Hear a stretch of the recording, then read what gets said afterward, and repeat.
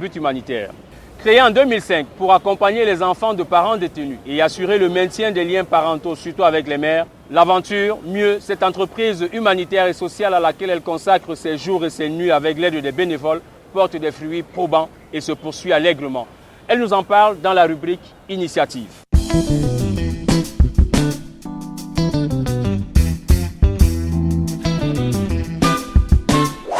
Je demande à tous les papas, mamans et tontons du monde d'accorder un peu d'amour et de protection aux enfants pour une vie heureuse, car c'est à leur pareil qu'appartient le royaume des cieux. Bienvenue chez nous, dans le monde de l'enfance. Nous sommes dans l'espace accueil enfant, espace de dialogue, d'échange, d'écoute des hommes meurtris, parce qu'on en a beaucoup. Ici, c'est le secrétariat, et ici, c'est l'espace magasinage. Ça va aller à la prison tout à l'heure. La toutounette, bonjour. Ça va, tu es tellement concentrée. Je suis Claire Mboué Ndisamba, présidente de l'association Relais Enfants Parents du Cameroun.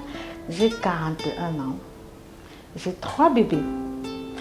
Je suis passionnée du monde de l'enfance en général et surtout du monde de l'enfance en difficulté.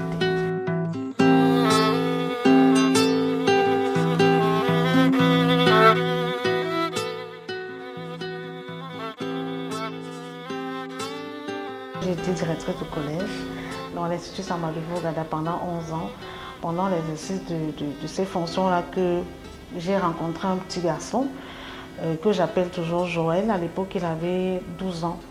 Et il passait son temps à voler les livres de ses camarades parce qu'il voulait se faire arrêter, être jeté en prison. Je lui demande, voilà, pourquoi est-ce que tu fais ça? Il me dit, parce que je voudrais aller vivre avec maman en prison. Je dis, comment avec maman en prison? Ma mère est en prison et est-ce que vous pouvez m'accompagner au commissariat pour que moi aussi j'aille la rejoindre là-bas? Ça m'a touchée et j'ai cherché à rencontrer son papa. Au bout de 4 jours d'appel et tout, parce qu'il ne voulait rien entendre, finalement la rencontre a pu se faire. Le papa est venu et la belle-mère, parce qu'entre-temps, ils s'étaient mariés. Puis on s'est retrouvés, je leur ai dit, je vous propose qu'on aille à la prison centrale de Yaoundé pour qu'il voie sa maman. Et je ne sais pas, j'ai eu des paroles comme ça, je ne sais pas ce qui m'avait inspiré, mais j'ai pu convaincre les parents. Et Joël, nous sommes partis à la prison centrale de Yaoundé, on a pu rencontrer la maman, mais je ne vous dis pas l'émotion qu'il y a eu derrière, les pleurs et tout.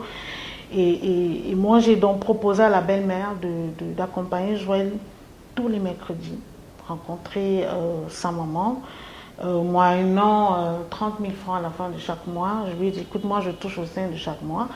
Tu viendras, que je sois là ou pas, tu vas venir, tu vas trouver tes 30 000 et puis tous les mercredis, tu vas accompagner Joël à la prison.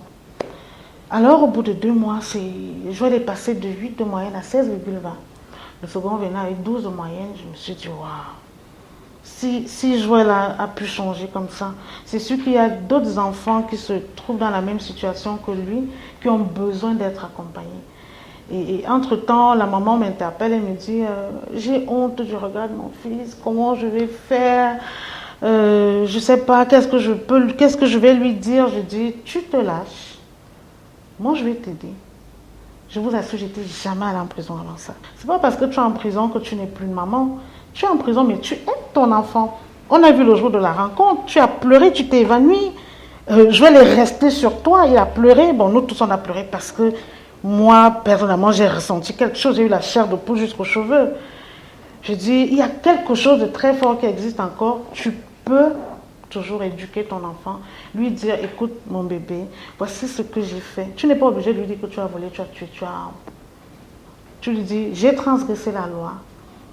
Il ne faut pas faire ce que j'ai fait, sinon tu vas te retrouver en prison comme moi. Quand je vois Joël qui change, j'assiste à une naissance. Bébé Mélanie est en prison, sa maman est là, son papa est détenu. Donc les deux sont détenus, la maman arrive à terme. Elle accouche, je dis mon Dieu. Je dis pourquoi est-ce que ça arrive quand je suis là? Il y a un message derrière ça. Je dis, Dieu veut que j'accompagne les enfants des prisonniers. C'est donc comme ça que l'idée, le déclic se fait. Je vais dire au régisseur, bon, écoutez, moi je voudrais venir tout le temps avec les enfants et puis aider les mamans, vraiment.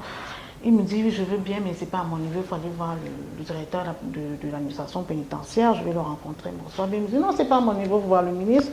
J'écris au ministre, je vous assure, je n'ai pas attendu. 3 semaines, j'avais mon courrier.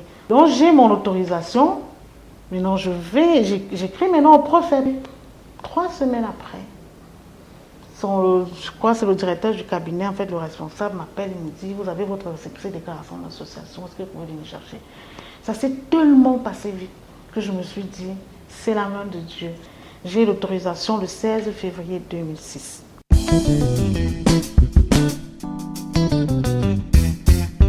Quand vous avez un projet de ce type, surtout au Cameroun, on ne comprend pas. On ne comprend pas.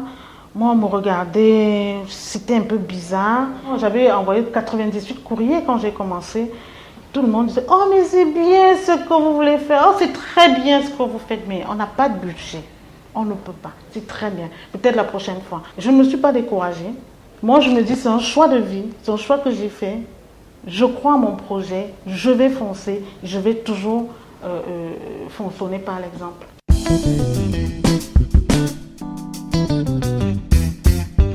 Pour les perspectives à long terme, je souhaite vraiment faire construire un grand centre d'accueil sur la route de Mbalmayo. Moi, je propose donc, dans ce centre d'accueil, créer une petite école pour ces enfants-là, avec internat. Et on va aussi prendre les petits-enfants du village. Ils vont fréquenter gratuitement dans cette école. Mon deuxième rêve, c'est de faire l'accompagnement de fin de vie. À moyen terme, construire des parloirs adaptés aux visites familiales comme nous l'avons fait à la prison centrale de Koningui, de Yaoundé, bien sûr avec l'autorisation du ministère de la Justice, pouvoir aller dans les 10 prisons centrales d'abord, faire le même travail, trouver des parrains, parce que je dis à mes amis, je dis aux connaissances, on n'a pas besoin d'être riche, on n'a pas besoin d'être nanti, d'avoir beaucoup de moyens pour aider un enfant qui souffre. On n'a pas besoin. Vous pouvez parrainer un enfant à 10 000 francs par mois, c'est beaucoup. Par exemple, sur Facebook, on a 23 parrains qui parrainent des enfants. C'est déjà bien d'avoir les 23 parrains à qui je profite de carrière pour dire merci. Je ne peux pas citer tous les papas et les mamans qui nous soutiennent. Je souhaite obtenir des autorisations pour pouvoir aller travailler même dans toutes les prisons du Cameroun, pourquoi pas. Merci maman. Merci pour tous les efforts que tu fais pour ces enfants. Les enfants, je vous aime. Je vous aime très fort. Les mamans, je vous aime. Et j'ai besoin de votre amour.